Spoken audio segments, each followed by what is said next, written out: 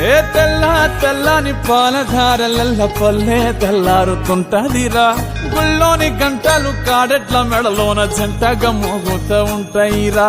నాగలి భుజాన పెట్టుకుంటే దోస్తులు చెయ్యేసినట్టేరా. కొట్టు గోదా పక్కన ఉంటే కొండంత బలగం ఉన్నట్టురా.